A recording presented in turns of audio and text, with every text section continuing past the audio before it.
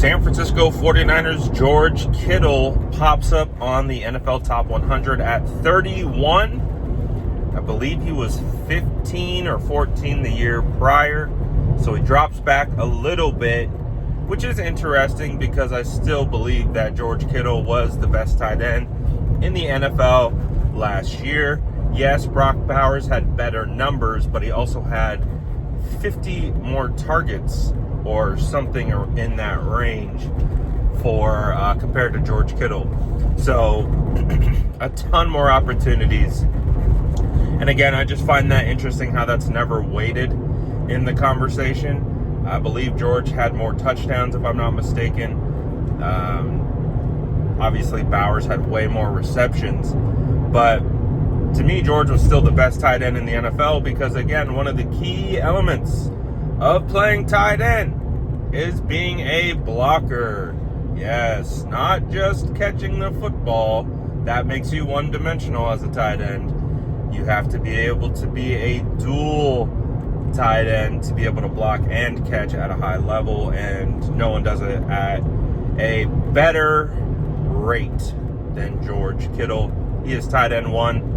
I'm going to halfway assume that they're going to put Brock Bowers ahead of him on this list. I haven't been following the list too closely, so I don't know if he's been named or not, but we did see that Bowers got the first team All-Pro nod over George Kittle, which I thought was ridiculous. Even with the 49ers having a down season last year, George balled. George had a hell of a year, and that has kept on rolling into training camp. And I expect George to have an even better season because him and Brock Purdy's connection is on point. Those guys are locked in. All the hanging out that they've done over the offseason, they now are essentially neighbors. They live in the same area. They trained quite a bit this offseason. So I think that is already paying dividends. But while we're on the topic of Brock, I do think that this kind of might be an indication that Brock didn't get put on the top 100. We're into that 31, 30 range. Next, we're getting into the 20s.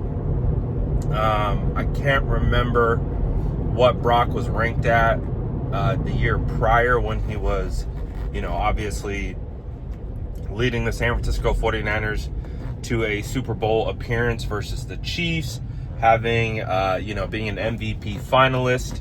I think he was like in the top 30 or something like that. I don't recall. But you get the point, is that I think he probably got left off this list entirely. So we'll see, because we all know, whether you're Brock's biggest fan or you're Brock's biggest hater, Brock didn't have his best season last year. And we can point to all the reasons why he didn't have his last seasons, whether his fault, whether the surrounding cast around him, whether it's the injuries. There's so many things that obviously go into impacting Brock's play. Obviously, I believe there are multiple different factors that went into that outside of just him. But regardless, it is what it is. He did not have his best season last year. That's fine. I expect a big bounce back this year. I think Brock in training camp has really taken strides with his passes beyond 25 yards. I think we've seen Brock be extremely efficient on his deep throws. He ranks highly in a lot of metrics for deep throws, but he also doesn't take a lot of shots. And what's been cool about watching Brock's maturation from returning from UCL, seeing how challenging it was for him to get that deep ball back, and then just slowly watch that progression as he seemingly is more comfortable, finding the right locations. He hasn't been perfect throughout training camp, but you can start to see how it's really starting to lock in, especially on passes to George Kittle. Again, Brock's had multiple deep throws downfield that have been stellar placement. And that's what I look for with Brock. It's not that he can't throw deep downfield. I think that is the lie that is told about Brock, that he can't throw the ball downfield. It's with Brock, it's can he put the ball deep downfield in the right spot at the right moment. That to me has always been where he's continuing to work and improve that element of his game. So I think that has taken strides this season, at least what I've seen in training camp. I do believe that his accuracy on deep balls has improved. It's not perfect, but I do believe it has improved, and it feels a lot more effortless than it has in previous training camps. So I think that is going to open up the 49ers offense, more than anything. The threat of Brock Purdy being able to deliver deep ball strikes downfield to guys like George Kittle, to guys like Brandon Ayuk, hopefully when he returns, Demarcus Robinson, Ricky Pearsall, Jawan Jennings, Jacob Cowing, Jordan Watkins, being able to stretch the defense. Because as we know, the 49ers are deadly in the short to intermediate areas of the field. You bring Christian McCaffrey back, that's going to suck up a lot of the defense to want to be playing around the line of scrimmage. And then if Brock Purdy can take advantage of single coverage or single high, then the 49ers could really put a lot of opposing defenses in binds. And I think that's really what I'm excited about. So I don't mind personally if Brock isn't on this list. I really don't. I think it's more fuel for the fire. I think it just, again, the 49ers didn't have a good season last year, and that was for multiple different reasons. I thought Brock, especially early on in the season, was one of the bright spots. But unfortunately, when you're signing guys like on a Monday and they're starting at left tackle for you that following Sunday and they've never been on your team before, that's a sign of just how bad things were for the 49ers. They were going through offensive linemen like they were toilet paper.